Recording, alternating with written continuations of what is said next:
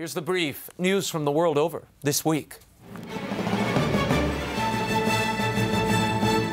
2 car bombs exploded at a bus terminal and market in Nigeria's central city of Jos on Tuesday. At least 118 people were killed, dozens more were wounded. There was no immediate claim of responsibility, but the bombings bore the hallmarks of Boko Haram. Meanwhile, there's still no sign of the 276 schoolgirls kidnapped by the jihadist group more than a month ago. The Nigerian government continues to be criticized for their inability to locate the girls and to protect its citizens. Ghanan Cardinal Peter Turkson, president of the Vatican Council on Justice and Peace, says Nigeria must figure a way to deal with Boko Haram. The situation is very distressing. The sad thing for me is that it appears as if Nigerians or people in that part of Nigeria cannot count on the government for security, for protection. As for people coming out and expressing their outcry and dismay and whatever, but everybody knows that Boko Haram is not the type to just be influenced readily by public outcry. The al-Qaeda-linked group is attempting to create an Islamic State in the religiously diverse country.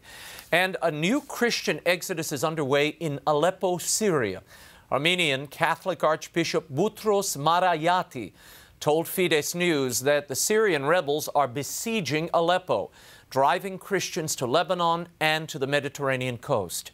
Al-Qaeda-linked rebels recently shut down the city's water supply. According to the Red Cross, the lack of potable water has exacerbated the humanitarian crisis already present there.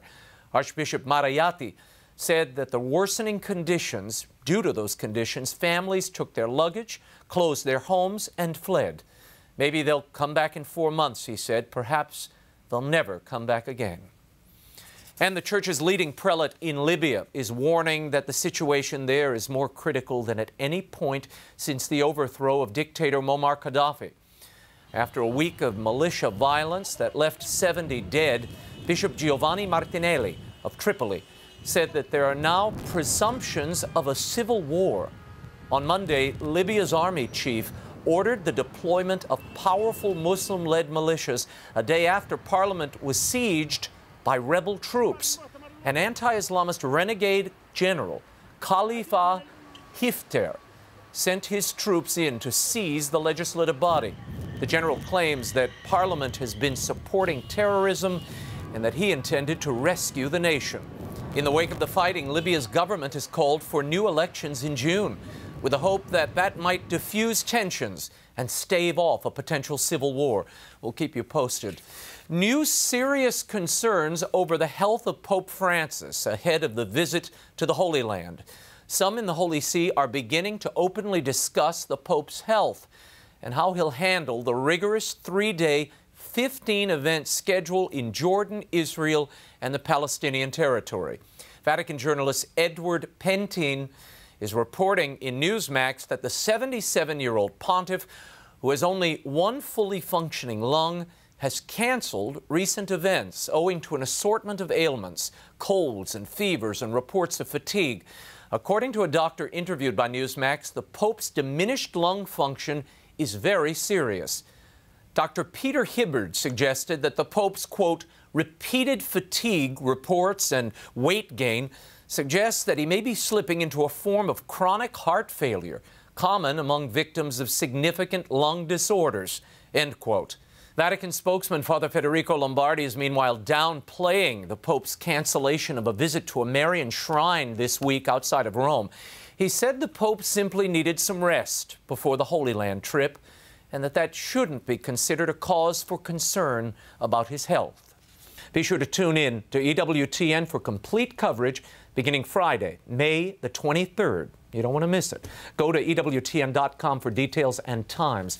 And as voters across Europe head to the polls for European Parliament elections, the prefect of the pontifical household, Archbishop Georg Ganswein, this week decried what he called widespread militant secularism in the European Union. Speaking at a church event in Switzerland on Sunday, Archbishop Ganswein criticized the lack of political will to oppose discrimination against Christians. He noted the political and media double standard, where anti-Semitism and Islamophobia is condemned, but Christian discrimination is ignored. Certain circles in Europe, he said, want to muzzle Christians and push religion to the margins. Echoing Pope Benedict, he said this path would be suicide for the EU, as Europe cannot survive if it renounces its Christian roots. And an historic first in North Korea, as Cardinal Andrew Yeum Soo-jung became the first church leader from South Korea to visit the reclusive communist North. According to church sources, the visit was merely pastoral, and Cardinal Yeum did not meet with government officials. Instead, he and other South Korean priests traveled just over the militarized border to a joint North-South industrial park. Speaking on the strained relations between North and South Korea, the Cardinal said that the North-South cooperation he saw at the industrial park gives him hope for Korea overcoming the pain and sadness of the past. Alas, the following day, North and South Korea exchanged threatening artillery fire near their disputed maritime border. And finally, the cause of canonization for Opus Dei's first priest in the U.S. is headed to Rome. On Thursday, Archbishop of Boston, Cardinal Sean O'Malley, officially closed the diocesan phase of the cause of canonization for Father Joseph Muskis. After being ordained as one of Opus Dei's first 3 priests in 1940, their founder, Saint Jose Maria Escriva, asked Father Joseph to begin the group's apostolic work in the United States. After laying the groundwork for Opus Dei's beginnings in Asia, he returned in 1976 to lead the organization in the U.S. until his death in 1983. Cardinal O'Malley praised Father Muskis for showing that the virtue of everyday heroism can be achieved by all who open their heart and soul to the gift of God's graces.